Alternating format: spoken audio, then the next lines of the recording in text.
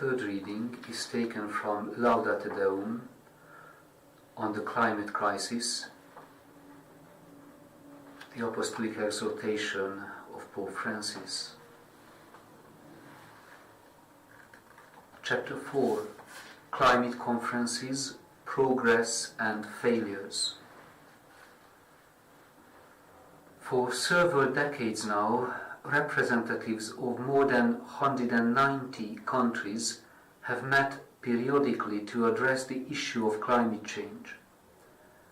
The 1992 Rio de Janeiro conference led to the adoption of the United Nations Framework Convention on Climate Change, a treaty that took effect when the necessary ratification on the part of the signatories concluded in 1994.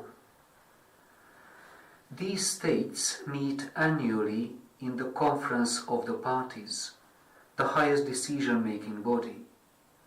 Some of those conferences were failures, like that of the Copenhagen, 2009, while others made it possible to take important steps forward, like the meeting in Kyoto in 1997. Its significant protocol set the goal of reducing overall greenhouse gas emissions by 5% with respect to 1990. The deadline was the year 2012, but this clearly was not achieved. All parties also committed themselves to implementing programs of adaptation in order to reduce the effects of climate change now taking place. Provisions were also made for aid to cover the costs of the measures in developing countries. The protocol actually took effect in 2005.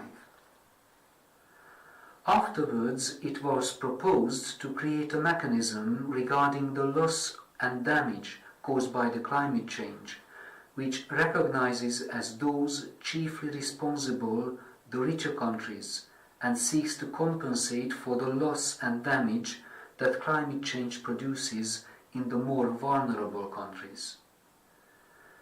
It was not yet a matter of financing the adaptation of those countries, but of compensating them for damage already incurred. This question was the subject of important discussions at various conferences.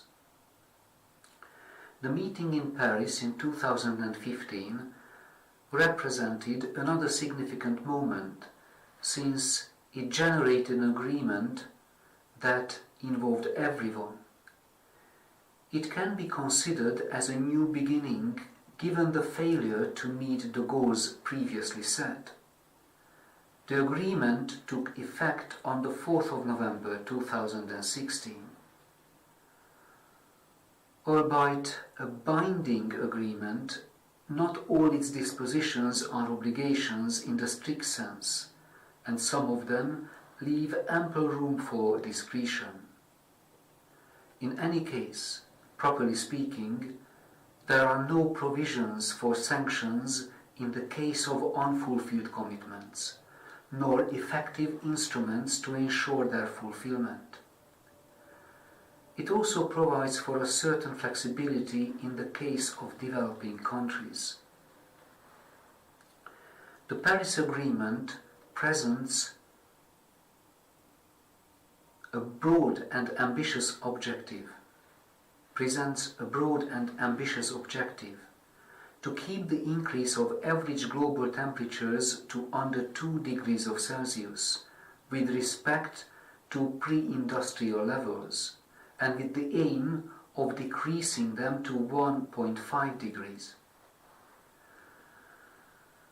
Work is still on the way to consolidate concrete procedures for monitoring and to facilitate general criteria for comparing the objectives of the different countries.